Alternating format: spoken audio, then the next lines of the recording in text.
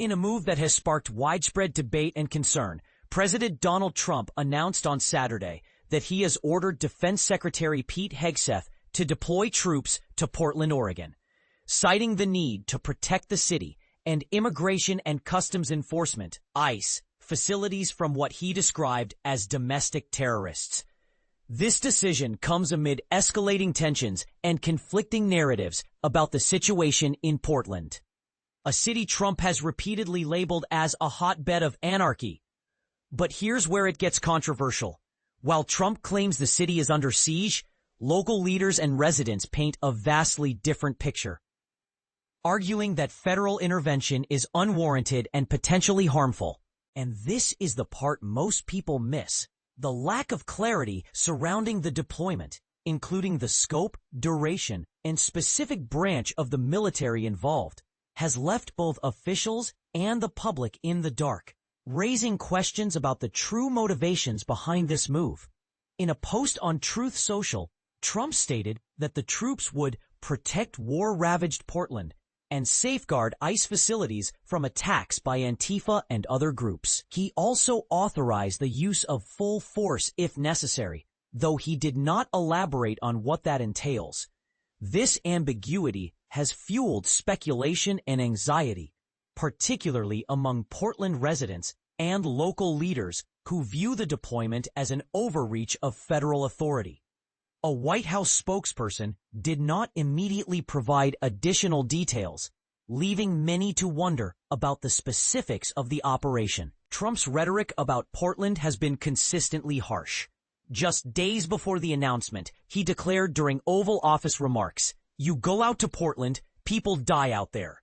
Many people have died over the years in Portland. It's amazing, but it's anarchy out there. That's what they want. They want anarchy." These statements, however, have been met with skepticism by local officials, who argue that the city is far from the lawless zone Trump describes. Is Portland truly in a state of anarchy, or is this a politically motivated narrative? The timing of this deployment is also noteworthy. It follows a shooting at an ICE field office in Dallas, where a gunman wounded 2 detainees and killed another. While this incident has heightened concerns about the safety of federal facilities, it has also raised questions about whether Trump is using isolated events to justify broader, more controversial actions. Are these deployments a measured response to legitimate threats, or an attempt to flex federal muscle in cities with Democratic leadership?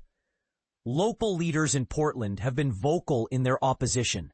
Mayor Keith Wilson expressed disappointment at the news, stating, "We did not ask for them to come. They are here without precedent or purpose.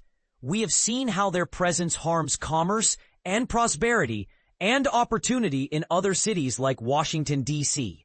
Senator Jeff Merkley echoed these sentiments, urging residents to avoid confrontation with federal troops, while emphasizing the right to protest peacefully. "We are not going to take the bait," Merkley told reporters, highlighting the community's resolve to maintain calm. Oregon Governor Tina Kotek has also weighed in, stating that her office is seeking more information from the White House and Homeland Security. "There is no national security threat in Portland.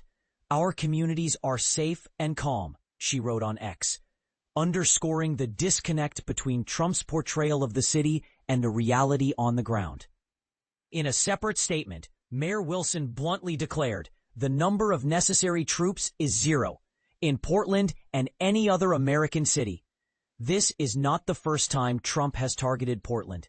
During his first term, he labeled the city an anarchist jurisdiction, a designation that Portland, along with Seattle and New York, challenged in court. Trump has also threatened to deploy federal forces to other Democratic-led cities, including Chicago, Baltimore, and New Orleans, over concerns about crime.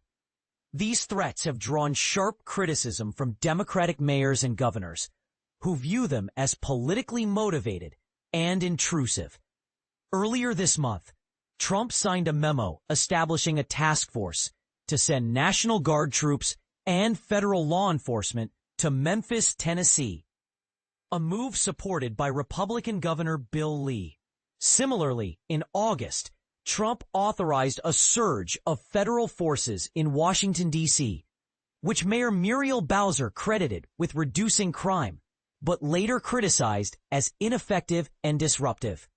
The District of Columbia recently sued the Trump administration, alleging an illegal deployment of National Guard troops, a claim bolstered by a federal judge's ruling in California that the administration violated laws prohibiting the use of soldiers for civilian law enforcement.